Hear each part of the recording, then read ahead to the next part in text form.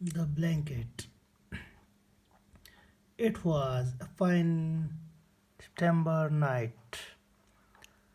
A thin white moon rose over the valley. Peter, 11 years old, did not see the moon. He did not feel the cool September breeze blow into the kitchen, for his thoughts were fixed on a red and black blanket on the kitchen table. The blanket was a gift from his dad to his granddad, a going away gift. They said that granddad was going away. That's what they called it, going away.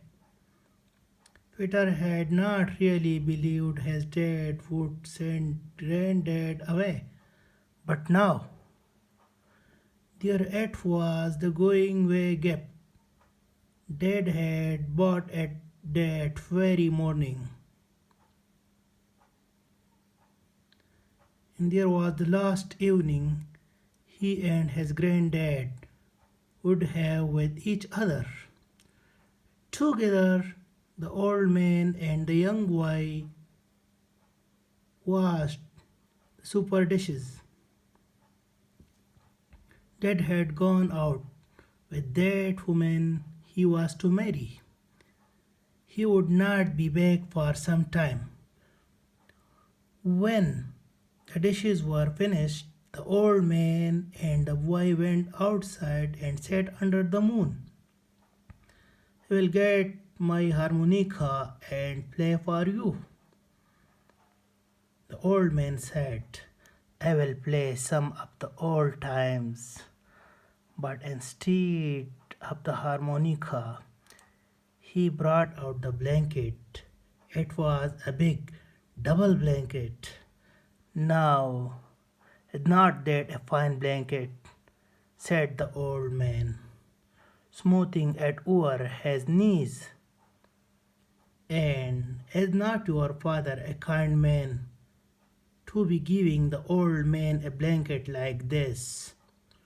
To go away with it cost something. It did. Look at the hole in it and warm it will be these cold winter nights to come. There will be no other blanket like it up there.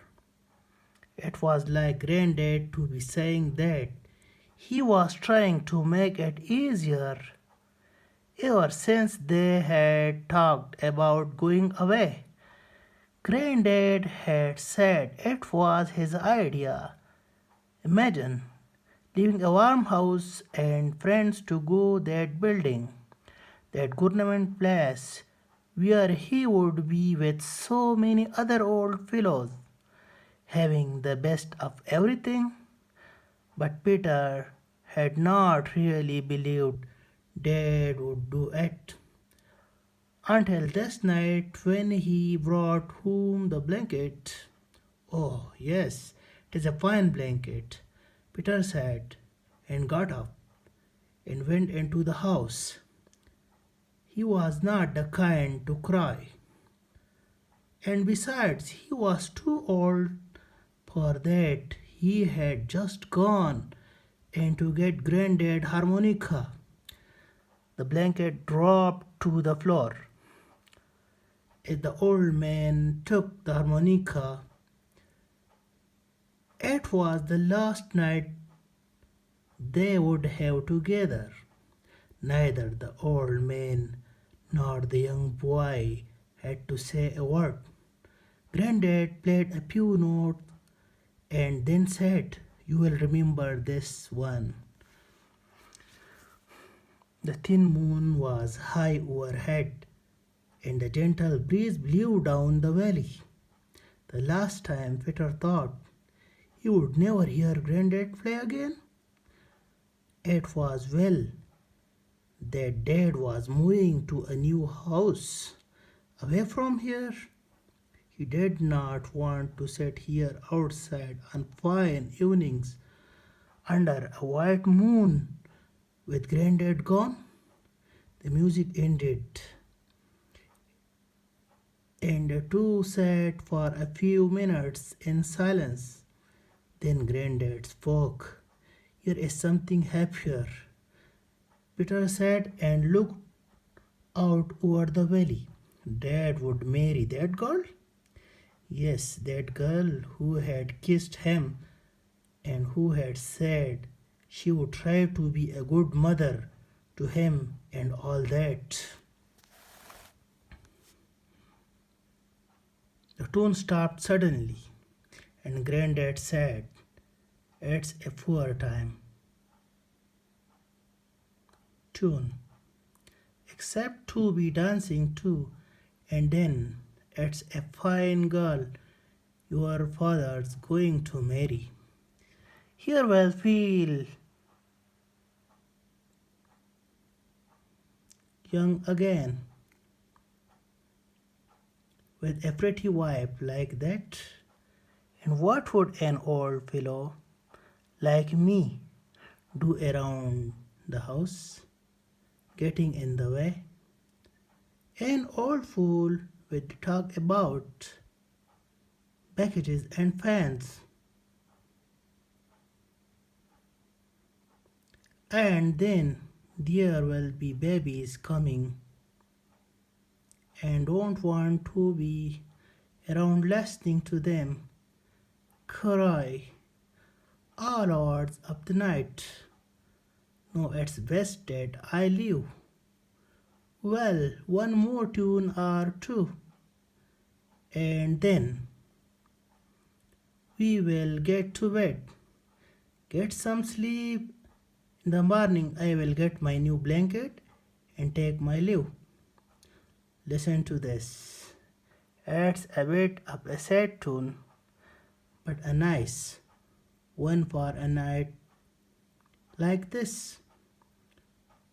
They did not hear the two people coming down the road, Dad and a pretty girl, with a hard, bright face like a doll.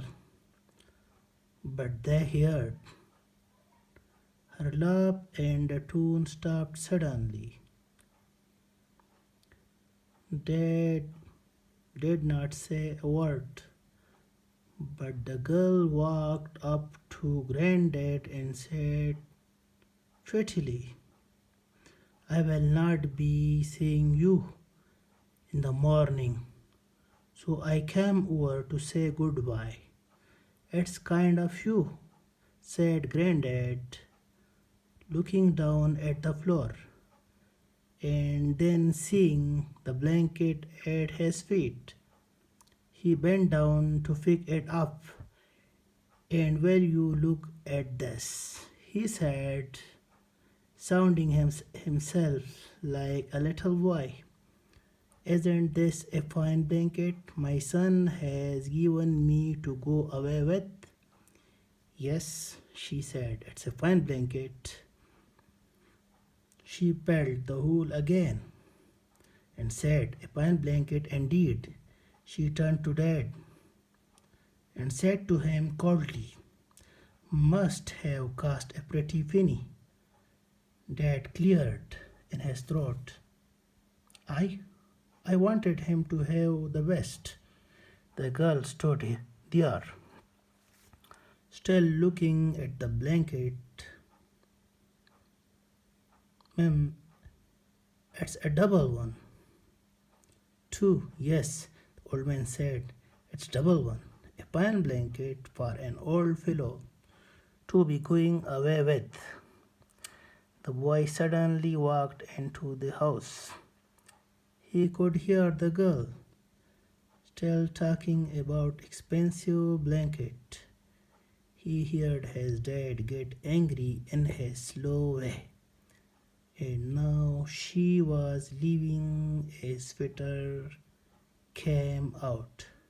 The girl turned and called back, "No matter what you say, he doesn't need a double blanket." Dad looked at her with a funny look in his eye. "She is right, Dad," the boy said. Granddad doesn't need a double blanket. Here, Dad. And he held out a pair of scissors. Cut at that. Cut the blanket in two. Both of them looked at the boy surprised. Cut it in two, I tell you, that, and keep the other half. That's not a bad idea, said Granddad gently.